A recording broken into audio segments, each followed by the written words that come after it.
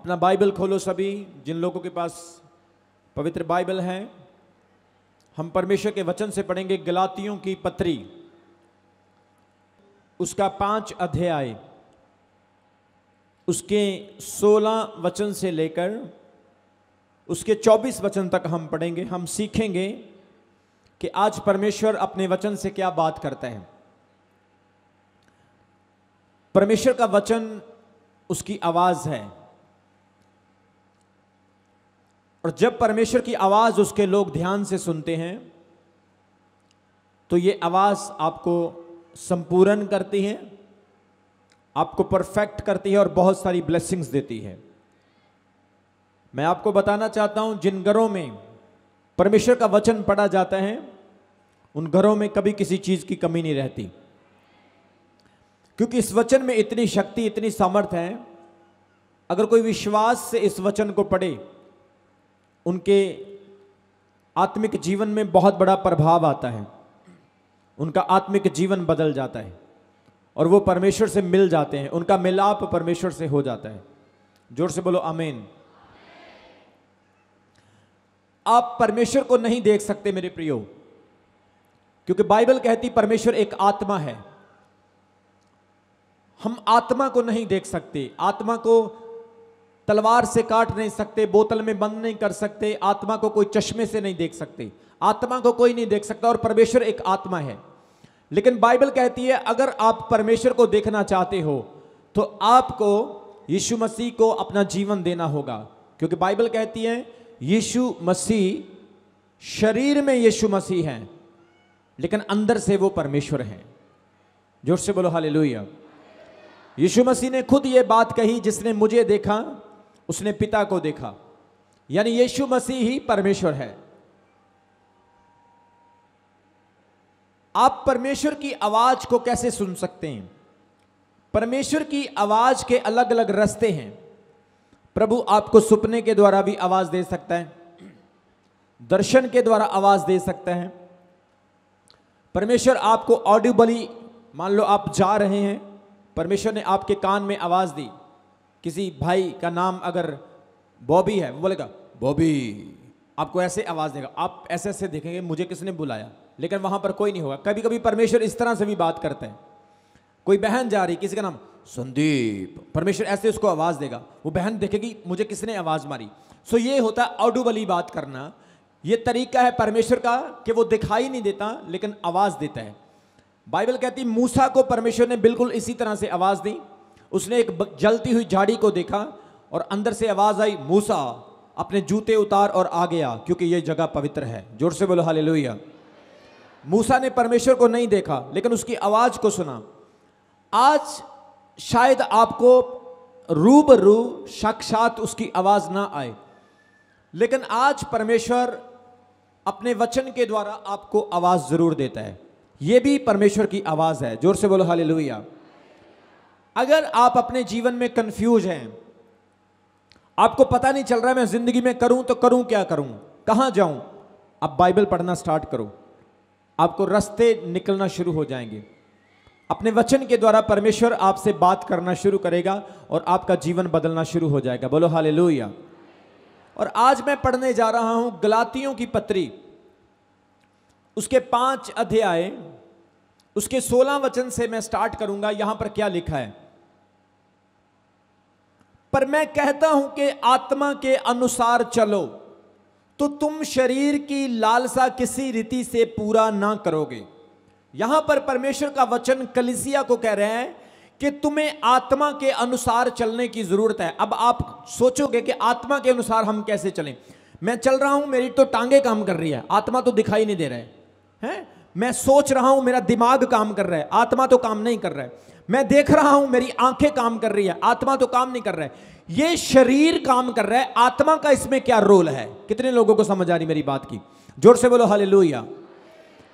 प्रभु का दास प्रेरित पौलुस कलीसिया को लिखता है कि आत्मा के अनुसार चलो। आत्मा के अनुसार चलने का मतलब क्या है? जब आप सुबह सुबह उठते हो, शरीर आपको कहता है सो जा, आत्मा कहता है प्रार्थना कर। कितने लोगों को समझ आ रही मेरी बात की? कितने लोगों को सुबह सुबह अपने मन में ये आवाज आती है प्रार्थना कर?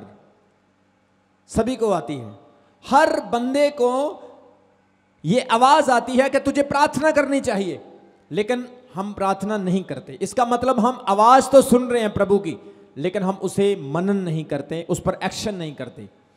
और पौलुस कहता है आत्मा के अनुसार चलो। कभी कभी आप मोटरसाइकिल तेज चला रहे हो, 100 की स्पीड पर मोटरसाइकिल जा रहा है, पवित्र आत्मा आपको बोलेगा धीरे चल, धीरे चल, एक्सीडेंट हो जाएगा। ये आवाज किसकी है? आपका शराब पीने को दिल कर रहा है, पवित्र आत्मा आपको बोलेगा शराब नहीं पीना है। ये किसकी आवाज है? व्यभिचार करने को दिल कर रहा है, पवित्र आत्मा मना कर रहा है, ये पाप है। ये किसकी आवाज है? इसलिए पौलुस क्या कहते हैं? आत्मा के अनुसार चलो। जब आप आत्मा के अनुसार चलोगे, आप अपनी आत्मा और अपने शरीर दोनों को नरक से बचा सकते हो। कितने लोग नरक जाना चाहते हैं? नरक, नरक कितने लोग जाना चाहते हैं? कोई भी नहीं, किसी को नरक पसंद नहीं है। अब स्वर्ग कितने जाना चाहते हैं? सबको स्वर्ग चाहिए, सबको स्वर्ग पसंद है। तो स्वर्ग जाने के लिए आपको क्या करना होगा? अपने शरीर का और अपने आत्मा का ध्यान रखना होगा। जोर से बोलो हालेलुया। वो कहता है आत्मा के अनुसार चलो, तो तुम शरीर की लालसा को कभी पूरा नहीं कर पाओगे। शरीर की लालसा को वो व्यक्ति पूरा करता है जो आत्मा की आवाज नहीं सुनता है। शरीर की लालसा क्या है, मैं आगे जाकर आपको बताऊंगा, क्योंकि शरीर आत्मा के विरुद्ध में है और आत्मा शरीर के विरुद्ध में है। शरीर और आत्मा दोनों के बीच में एक युद्ध लगा हुआ है। शरीर कहता है शरीर के काम कर, आत्मा कहता है आत्मा के काम कर। आत्मा कहता है प्रार्थना कर, आत्मा कहता है चर्च जा, आत्मा कहता है गलत काम नहीं करना, शराब नहीं पीना, व्यभिचार नहीं करना, लड़ाई नहीं करना, झगड़ा नहीं करना, ईर्ष्या नहीं करना, वैर विरोध नहीं करना, पड़ोसी से प्रेम करना, दुश्मन से प्रेम करना है। आत्मा कहता है अच्छे काम करना है, लेकिन शरीर क्या कहता है? ये भी कर ले, वो भी कर ले, ये भी कर ले, ये भी खा ले, वो भी खा ले, वहां भी चला जा, वहां भी माथा टेक दे, यहां भी माथा टेक दे, उसको भी खुश कर दे, इसको भी खुश कर दे, उसको भी नाराज ना हो, वो भी ना नाराज हो। इस चक्कर में सारी जिंदगी निकल जाती और हम बूढ़े हो जाते, पता भी नहीं चलता। कितने लोगों को समझ आ रही है?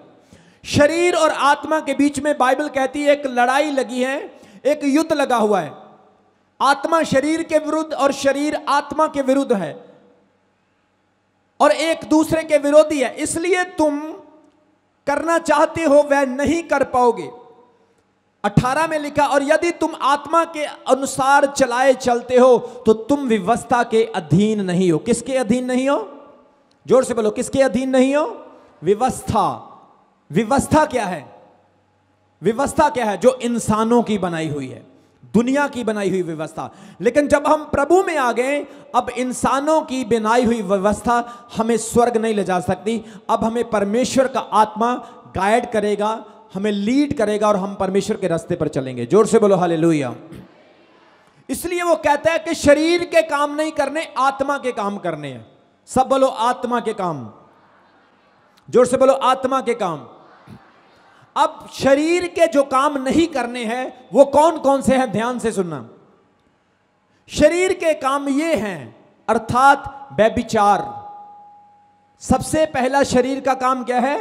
व्यभिचार। व्यभिचार क्या होता है? इंग्लिश में व्यभिचार को हम कहते हैं सेक्सुअल इमोशनलिटी। व्यभिचार करना। जब तक आप गाड़ी को सही ट्रैक पर चलाओगे एक्सीडेंट नहीं होगा। कंपनी गाड़ी बनाते वक्त उसके ऊपर आपको दिखा देती है व्हाइट लाइन, येलो लाइन और रेड लाइन। जब तक गाड़ी व्हाइट और येलो पे है, आपके कंट्रोल में है। जैसे गाड़ी रेड लाइट पे चली जाएगी, एक्सीडेंट हो सकता है। व्यभिचार एक आउट ऑफ क्रॉस लाइन है। आज के टाइम में अगर दुनिया बर्बाद हो रही है, घर टूट रहे हैं, डिवोर्स हो रहे हैं, तो वो सबसे बड़ा रीजन है व्यभिचार। कितने लोगों को समझ आ रही है? लोग अपने शरीर के ऊपर कंट्रोल नहीं कर पाते। व्यभिचार का सबसे बड़ा रीजन है फोन, टेलीफोन। कितने लोगों को सुन रही मेरी बात? सबसे बड़ी प्रॉब्लम व्यभिचार की है मोबाइल फोन। आपको नोटिफिकेशन आएंगे, कोई आपको ऐसी वैसी फोटो भेजेगा, ऐसी वैसी वीडियो भेजेगा, आप वो वीडियो तो देख लेंगे। उस वीडियो को देखकर आपके मन में सारी रात वही चीजें घूमती रहेगी।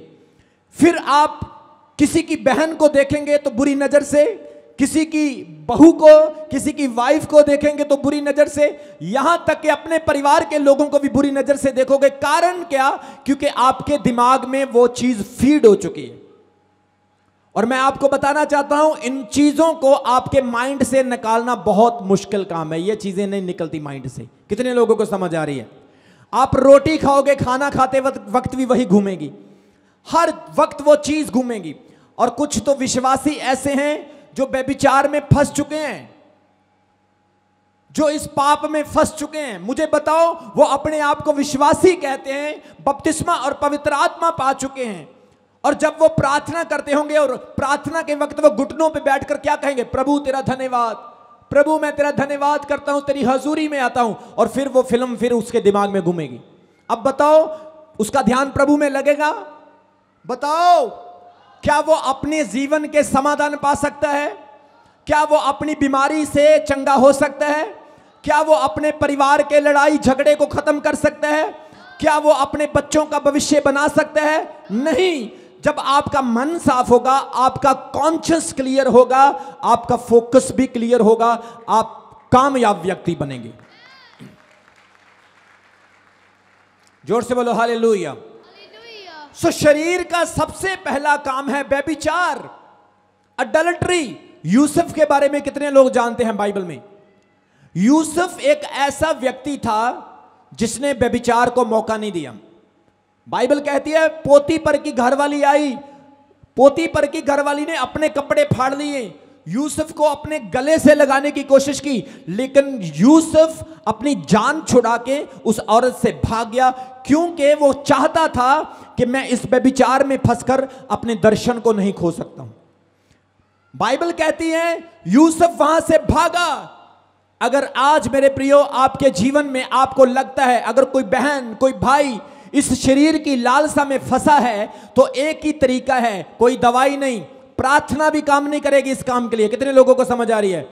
आप अगर बोलोगे अपोस्टल जी मैं व्यभिचार करने वाला व्यक्ति हूं, मैं आपको गलत नहीं बोलूंगा, मैं आपको बुरा नहीं कहूंगा, क्योंकि ये नेचुरल है, ये संसारिक स्वभाव है, मैं आपको बुरा नहीं कहूंगा, लेकिन इसके लिए कोई दवाई नहीं है। आप मुझे कहोगे अपोस्टल जी मेरे लिए प्रार्थना करो, मैं व्यभिचार में फंसा हूं, तो मैं आपको बोल रहा हूं प्रार्थना भी काम नहीं करेगी। सिर्फ एक ही तरीका है व्यभिचार से बचने का, जो यूसुफ ने किया, वो वहां से भाग गया। जोर से बोलो हालेलुया। बाइबल कहती है वो प्रधानमंत्री बना, कैदी प्रधानमंत्री बना। वाह, अमेजिंग। परमेश्वर ने उसको जेल से निकाला और मिस्र देश का प्रधानमंत्री बना दिया। क्यों? क्योंकि वो परमेश्वर की नजर में साफ रहा, क्लीन रहा। आज लोगों के घर टूट रहे हैं, प्रॉब्लम्स है, क्योंकि शरीर की कामनाओं पर वश नहीं कर पा रहे, शरीर पर कंट्रोल नहीं कर पा रहे।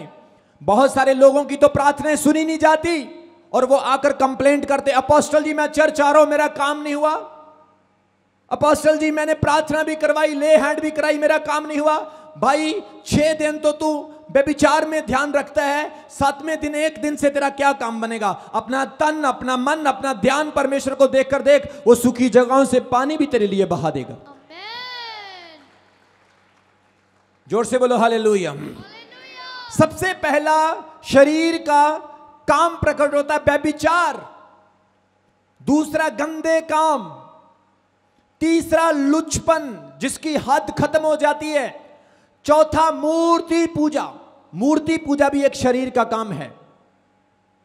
बाइबल में लिखा है परमेश्वर मूर्तियों से घृणा करता है। कितने लोग हैं यहां पर जो अपने मां बाप से प्यार करते हैं? सब प्यार करते हैं।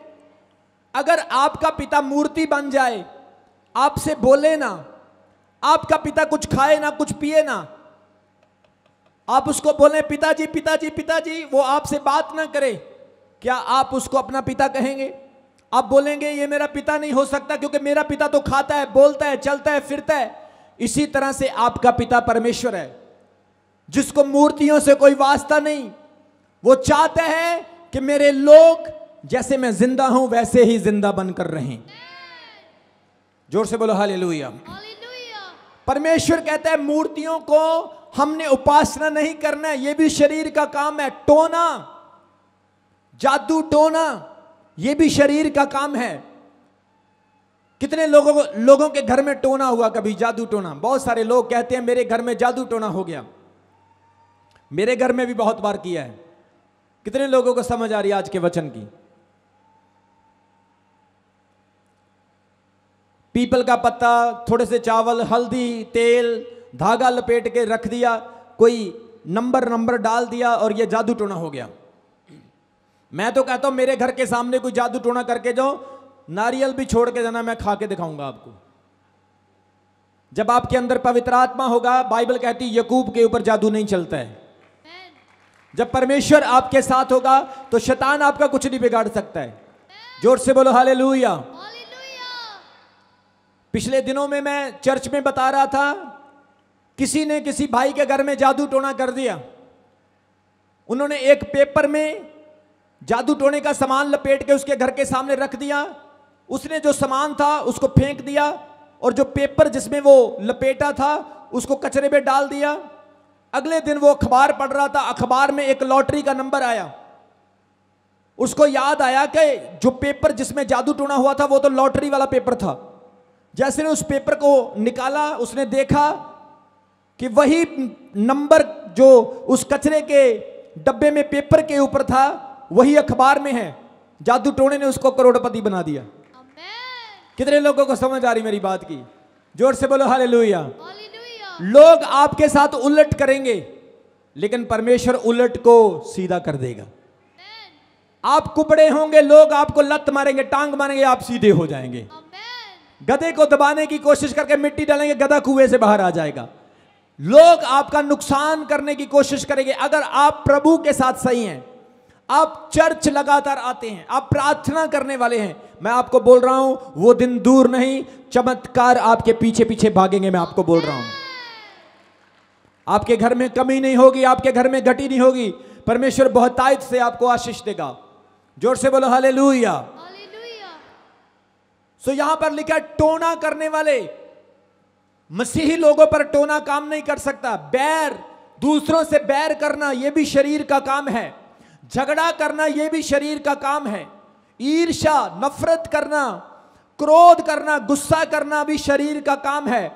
विरोध, फूट, विधर्म यह भी शरीर का काम है। डा, मतवालापन, शराब पीना, लीला कड़ीला करना, इनके जैसे और भी बहुत सारे काम बाइबल कहती है जो शरीर से संबंध रखते हैं। स्वर्ग कितने लोग जाना चाहते हैं? यहां पर कुछ बहनों ने हाथ नहीं खड़ा किया, शायद थोड़ा सा किया, इतना सा। वो सोच रहे हैं हम स्वर्ग नहीं जाना चाहते, स्वर्ग के बीच जो जगह वहां जाना चाहते हैं। जोर से बोलो हालेलुया। वो ऐसा ना हो जाए बीच में आप लटक जाओ। ऐसे ही पूरा हाथ खड़ा करो ताकि सिरे से पहुंच सको तुसी। जोर से बोलो हालेलुया। अब बताओ स्वर्ग कितने लोग जाना चाहते हैं? देखो अब 2 हाथ खड़े कर लिए। अब मुझे 2 हाथ से ऐसा लग रहा है आप स्वर्ग से ऊपर का भी प्लान बना रहे हो। आप जाओगे स्वर्ग जब यीशु मसीह आपके अंदर होगा, जब आपका संबंध मेरे परमेश्वर यीशु के साथ सही होगा। जोर से बोलो हालेलुया। सो ये शरीर के काम हैं जो आपको नरक की ओर लेकर जाते हैं। अब आप शरीर के काम करोगे? बोलो, शरीर के काम करोगे? नहीं करोगे, क्योंकि ये काम आपको परमेश्वर से दूर करते हैं। आपने जो काम करने वो ये हैं, ये शरीर के काम थे। 22 वचन में लिखा है पर आत्मा के फल ये हैं। अब ये फल आपके अंदर होने चाहिए। जोर से बोलो हालेलुया। आत्मा का सबसे पहला फल है प्रेम, प्यार। परमेश्वर चाहता है आपके अंदर सबसे पहला फल होना चाहिए प्रेम। कितने लोग अपने बच्चों से प्रेम करते हैं? Very nice. और अपनी पत्नी को छोड़कर दूसरी पत्नियों से कितने प्रेम करते हैं? बड़े समझदार हो आप। जोर से बोलो हालेलुया। बच्चों से प्यार करते हो, अपनी अपनी पत्नी से कितने प्यार करते हैं? चलो मैं आपके घर आके देखूंगा किसी दिन। जोर से बोलो हालेलुया। प्रेम जो प्यार जो है, लव जो है, ये आपके जीवन का अहम हिस्सा है। सपोज करो आपको परमेश्वर ने 2 किडनियां दी, एक लीवर दिया, एक हार्ट दिया। सपोज करो आपके शरीर से हार्ट को निकाल लिया जाए, फिर किडनियां भी किसी काम की नहीं। कितने लोगों को समझ आ रही है? अगर आपकी किडनियां सेम जगह पर रहे, आपका लीवर निकाल लिया जाए, तो आपकी किडनी भी किसी काम की नहीं। इसी तरह से आपके अंदर अगर सब कुछ है, प्यार नहीं, तो आपका जीवन व्यर्थ है। क्योंकि प्रेम यीशु मसीह है, प्रेम परमेश्वर है। God is love and love is God. जोर से बोलो हालेलुया। कितने लोग हैं जो अपने पड़ोसी से प्यार करते हैं, अपने गुआंढियों को प्यार करते हैं? कभी ऐसा हुआ आपने चिकन बनाया हो, मीट सब्जी अच्छी सी चिकन की बनाई हो, कितने लोग पड़ोसियों को देकर आते हैं? झूठ झूठ झूठ झूठ। आप तो पीस गिनते होंगे, ये लेग पीस मेरा है, ये वाला इसका है, ये वाला इसका है। अगर कोफ्ते बनाए हो ना, तो वो भी गिनेंगे, ये मेरा, ये बच्चे का, ये इसका, इसका। कितने लोगों को समझ आ रही मेरी बात की? जोर से बोलो हालेलुया। लेकिन असल प्यार क्या है? रियल लव क्या है? कि आप अपने पड़ोसी से भी एक जैसा प्यार करो। एक बहन मेरे पास आई, अपोस्टल जी मैं अपने पड़ोसी को कैसे प्यार करूं? मेरा पड़ोसी तो मेरे को गालियां ही बहुत निकालता है। मैंने बोला फिर तू भी गालियां निकाल जाके, फिर दोनों का सिर फट जाएगा। अगर तू उससे प्यार करेगी तो वो सोचेगी ये तो मेरे लिए इतना अच्छा सोचती, मैं इसका ऐसे बुरा सोच रही हूं। कितने लोगों को समझ आ रही है? जोर से बोलो हालेलुया। मैं आपको बताना चाहता हूं, मेरे इस वचन ने कई कई सालों से जो लड़ाइयां थी उन घरों को जोड़ दिया। इस वचन ने लोगों के अंदर जो दरारें थी, पति पत्नी के बीच में, बच्चों के बीच में जो दरारें थी, इस वचन ने उन दरारों को खत्म कर दिया। क्योंकि इस वचन में इतनी सामर्थ्य है। जोर से बोलो हालेलुया। सो पहला प्रेम, आत्मा का फल प्यार, क्योंकि परमेश्वर प्रेम है। यीशु मसीह ने जगत से ऐसा प्रेम किया, उसने अपना लहू बहा दिया बिना किसी लालच के। दूसरा फल है आनंद। सब बोलो कौन सा फल है? आनंद। आपको कब आनंद आता है? कितने लोग हैं जब डीजे बजता है उनको आनंद आता है? डीजे बजता है, कई बार गवांडियां दे घर च ही लग्या होवे, अभी तो पार्टी शुरू हुई है, और वो फिर की कहते हैं 2-4 दिन तो बड़ी मौज लग जाती है। फिर जदों शैतान आंदा घर च, कोई पुट्ठा सीधा काम होता, फिर कहता आ जा, फिर हुण पार्टी शुरू हुई। कितने लोगों को समझ आ रही मेरी बात की? संसारिक चीजों का आनंद मेरे प्रियो थोड़े टाइम का है। ये लिमिटेड आनंद है जो हमेशा नहीं आपको मिलेगा। लेकिन प्रभु में जो आनंद है, आपके घर में रोटी भी नहीं होगी, आप खुश होंगे। मैं आपको बोल रहा हूं, आपकी जेब में पैसे भी कम होंगे ना, आपके घर में कभी झगड़ा नहीं होगा। प्रभु में आनंद इतना है, आप सोचोगे, आप कहोगे अपोस्टल जी मैं आनंद से भरा हुआ, हर वक्त मेरा दिल करता है मैं यीशु मसीह को देखता रहूं, मैं अपने पड़ोसियों से प्यार करता हूं, मैं कुत्तों को भी जफ्फियां डाल रहा हूं, मैं हर इंसान को मोहब्बत से देख रहा हूं, क्योंकि मैं आनंद से भर चुका हूं। जोर से बोलो हालेलुया। आप कभी अमेरिका कनाडा में चले जाना, बाहर के देशों में, वहां पर जानवरों को बहुत प्यार करते हैं। कोई जानवर डूब रहा है, वो अपनी जान पर खेल कर उस जानवर को बचाएंगे, हैं? कोई पक्षी तार के ऊपर ऐसे करंट लग रहा है, हेलीकॉप्टर पे जाएंगे, 10 लाख रुपए का तेल फूंक देंगे एक पक्षी को बचाने के लिए। और हमारे यहां पर देख लो, कुत्ते मोटरसाइकिल के नीचे आ रहे हैं, गाड़ी के नीचे आ रहे हैं। बंदों की, जानवरों की तो छोड़ो, इंसानों को भी कदर नहीं है। कितने लोगों को समझ आ रही? कारण क्योंकि लोगों के अंदर परमेश्वर का आनंद नहीं है। जब यीशु मसीह आपके जीवन में होगा, मैं आपको बोल रहा हूं, आप इतने आनंदित होंगे, आप इतने आनंदित होंगे, आप इतने आनंदित होंगे। आपके पड़ोसी आपको पूछेंगे भाई आप क्या करते हो, आप इतने खुश क्यों रहते हो? जोर से बोलो आमीन। जोर से बोलो हालेलुया। पहला प्रेम, दूसरा आनंद, तीसरी शांति। ये आपके अंदर होना बहुत जरूरी है। कितने लोग अपने घर में शांति से रहते हैं, जिनका कभी झगड़ा नहीं होता? अभी हाथ एकदम से नीचे कर ले, ऐसी ऐसी। नहीं कल हुआ था, नहीं आज तो नहीं हुआ, कल परसों हुआ था। शांति आपके जीवन में कब आएगी? यीशु मसीह ने क्या कहा? अपनी शांति मैं तुम्हें देता हूं। कौन सी शांति दे रहा है प्रभु? बोलो, अपनी शांति। शराब पीकर एक रात की शांति मिलेगी, सिगरेट पीकर 5 मिनट की शांति मिलेगी, फिल्म देखकर 3 घंटे की शांति मिलेगी, लेकिन यीशु मसीह शांति देता है पूरी जिंदगी की, अनंत काल की। बोलो हालेलुया। प्रभु ने कहा मैं अपनी शांति तुझे देता हूं। यीशु मसीह की शांति आज मैं प्रोफेसी करता हूं आपके जीवन में, या यीशु मसीह के नाम में। आपके घरों में कभी लड़ाई झगड़ा क्लेश ना हो यीशु मसीह के सामर्थी नाम में। आपकी जिंदगियां बहाल हो, आप तंदुरुस्त हो, आप बरकत पाएं, आप आशीष पाएं यीशु मसीह के सामर्थी नाम में। प्रभु ने कहा मैं शांति देता हूं। शांत व्यक्ति हमेशा कामयाब होते हैं। शांत व्यक्ति पैसे में अमीर बनते हैं, अपने जीवन में अच्छे बनते हैं। लेकिन जो व्यक्ति गुस्से वाले होते हैं वो लोग कभी ब्लेस्ड नहीं होते। गुस्से वाला बंदा अगर जाएगा ना ऐसे गली से ऐसे जाएगा, अगला बंदा सो छोड़ दो यार, इधर राह ही छोड़ दो, बड़ा गुस्सा इसके अंदर। कितने लोगों को समझ आ रही? अगर कोई शांत बंदा आएगा ना, sir praise the Lord, sir good morning, वो आपकी रिस्पेक्ट करेंगे क्योंकि उनको पता है ये शांत व्यक्ति। और शांत व्यक्ति के लिए परमेश्वर फेवर खोलता है, परमेश्वर पक्ष खोलता है और आपको स्वर्गीय आशीषों का प्रदान होता है। सबसे पहला प्रेम, दूसरा आनंद, तीसरा शांति। शांति क्या है? आप दुख को भी सह सकते हो जब शांति होगी। आप प्रॉब्लमों से गुजर सकते हो जब शांति होगी। बहुत सारे लोगों की जेब में जब पैसे होते हैं बहुत खुश होते हैं, जैसे जेब से पैसे कम होते हैं घर में लड़ाई चलनी शुरू हो जाती। फिर इतनी लड़ाई होती, घर की सारी शांति खत्म हो जाती। हमारे चर्च में एक बहन आ गई, उसका नाम शांति था। कितने लोगों को समझ आ रही है? क्या नाम था उसका? क्या नाम था? बहन आ गई, उसका नाम था शांति। शांति शांति शांति। लेकिन रोज अपनी घर की छत पर चढ़कर झगड़ा करती थी पड़ोसियों से।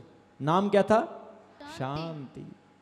आपके अंदर इस तरह की शांति तो नहीं, लेकिन ऐसी शांति प्रभु आपको नहीं देगा। प्रभु आपको अच्छी वाली शांति देगा, आशीष से भरी हुई। जोर से बोलो आमीन, जोर से बोलो हालेलुया। धीरज, धीरज होता है पेशेंस। खाना खाते वक्त कितने लोग पेशेंस करते हैं?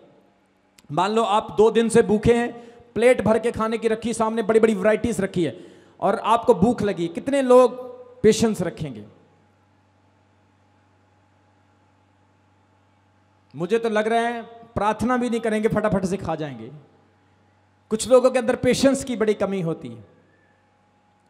किसी भी चीज को देखकर वो पाप में गिर जाते हैं। किसी भी चीज को देखकर, अगर किसी बंदे ने शराब छोड़ दी, अगर उसके दोस्त ने शराब पी ली, वो देखेंगे यार क्या लाल रंग की कांच का गिलास हो, बीच में बर्फ की डलियां हो और घूमती ऐसे ऐसे हो, क्या मजा है। जब वो इस तरह के सीन को देखते हैं ना वो, तो फिर उनकी धीरज, उनकी पेशेंस खत्म हो जाती है। कितने लोगों को समझ आ रही है? एक भाई मेरे पास आया, अपोस्टल जी आज मेरा एक्सीडेंट होने से बचा। मैंने बोला क्या हुआ? बोला मैं ठेके के आगे से निकल रहा था, मन कर रहा था पी लूं आज, लेकिन पी नहीं। मैंने बोला बहुत बड़ी गवाही है तेरी, संडे को आके देना। जोर से बोलो हालेलुया। पेशेंस परमेश्वर आपको देगा, और जिस व्यक्ति में पेशेंस होता है वो दुनिया के किसी भी जगह पर चला जाए कामयाब होगा और ब्लेस्ड होगा यीशु मसीह के नाम में। आप नॉर्मल व्यक्ति के साथ भी बैठ सकते हैं, खड़े हो सकते हैं, आप हर तरह के व्यक्ति के साथ बैठ सकते हैं, खड़े हो सकते हैं, क्योंकि आपके अंदर पेशेंस है। मैं इसको और भी खोलकर बताना चाहता हूं, लेकिन समय के मुताबिक मैं चल रहा हूं। कृपा, काइंडनेस, दूसरों पर कृपा करना। कोई भूखा उसको खाना खिलाओ, कोई प्यासा उसको पानी पिलाओ। कृपा करना, दूसरों पर काइंडनेस दिखाना, यह एक आत्मा का फल है और यह एक विश्वासी के अंदर होना चाहिए। कितने लोग चाहते हैं कि मुझ पर दया हो? अगर आप चाहते हैं कि मुझ पर दया हो तो दूसरों पर भी करनी चाहिए। यह एक आत्मा का फल है। जोर से बोलो हालेलुया। भलाई, दूसरों का भला करना, विश्वास, यह भी आत्मा का फल है। विश्वास के बिना कुछ भी नहीं हो सकता है। चंगाई होगी किससे? विश्वास से। आशीष मिलेगी किससे? विश्वास। कर्ज और गरीबियां टूटेगी किससे? विश्वास से। आपके जीवन में यीशु मसीह का अनुग्रह आएगा किससे? विश्वास से। आपका जीवन बदलाव होगा किससे? विश्वास से। अगला है नम्रता, हम्बलनेस, नम्र रहना। कई बार जब मैंने सेवकाई शुरू की, बहुत सारे लोगों ने मुझे भी भला बुरा कहा, मुझे बहुत सारी बातें बोली। जब मैंने नया नया चर्च शुरू किया था, मैंने 40 दिन के फास्टिंग, 21 दिन के, 3 दिन के, 11 दिन के फास्टिंग, प्रेयर, फास्टिंग, लेकिन मैं हम्बल रहा। मैंने कहा बोलते हैं बोलने दो, हाथी का काम चलना है। जोर से बोलो हालेलुया। हालेलुया। लोग बहुत कुछ बोलते रहे, मैं हम्बल रहा, नम्र। मैं जितना नम्र होता गया, प्रभु मुझे उतना ही ऊपर उठाता गया। आज कितने लोग ऊपर उठना चाहते हैं, ब्लेस्ड होना चाहते हैं? अपने आप को दीन करो प्रभु के सामने, प्रभु के सामने दीन करो। प्रभु की हजूरी में आते हो, दीन बन जाओ, सेवा करो आकर उसकी हजूरी में, उसका काम करो। चर्च अटेंड करना काफी नहीं, मैट्रेस बिछाओ, दरियां बिछाओ, लंगर खिलाओ, सेवा करो, लोगों को बचाओ, लोगों को प्रभु का वचन सिखाओ, हम्बल बनो। परमेश्वर आपको ऊंचा उठाएगा, क्योंकि बाइबल कहती है जो तुम में से महान बनना चाहता है, सबसे पहले दास बने। जोर से बोलो हालेलुया। हालेलुया। सो नम्रता, उसके बाद संयम। संयम को इंग्लिश में कहते हैं सेल्फ कंट्रोल, अपने आप पर कंट्रोल करना। जिस गाड़ी के ब्रेक नहीं होते वो गाड़ी नहीं होती। कई बहनों को गुस्सा आता है, उन पर सेल्फ कंट्रोल नहीं होता है। हस्बैंड कुछ भी बोल दें थोड़ा बहुता, तो बहनें ब्रेक नहीं होते हैं, सीधा फिर ट्रक क्रैश। कितने लोगों को समझ आ रही मेरी बात की? जोर से बोलो हालेलुया। ज्यादातर घरों में प्रॉब्लम्स क्या है? पति भी गर्म होता है, पत्नी भी गर्म होती है, पति के अंदर भी गुस्सा होता है, पत्नी के अंदर भी गुस्सा होता है, उनके अंदर सेल्फ कंट्रोल नहीं होता है। कई लोगों के मुंह में कंट्रोल नहीं होता है, पता नहीं क्या क्या बोल देते हैं। लेकिन बाइबल कहती है आत्मा का फल जब आपके अंदर होगा, संयम होगा, तो आप लोग जानेंगे, सोचेंगे, पवित्र आत्मा आपको सामर्थ्य देगा सोचने के लिए। जोर से बोलो हालेलुया। हालेलुया। बोलो आमीन। सबसे पहला हमने पढ़ा प्रेम, दूसरा आनंद, शांति, धीरज, कृपा, भलाई, विश्वास, नम्रता, संयम। पौलुस कहता है मैं संयम रखकर आगे बढ़ रहा हूं।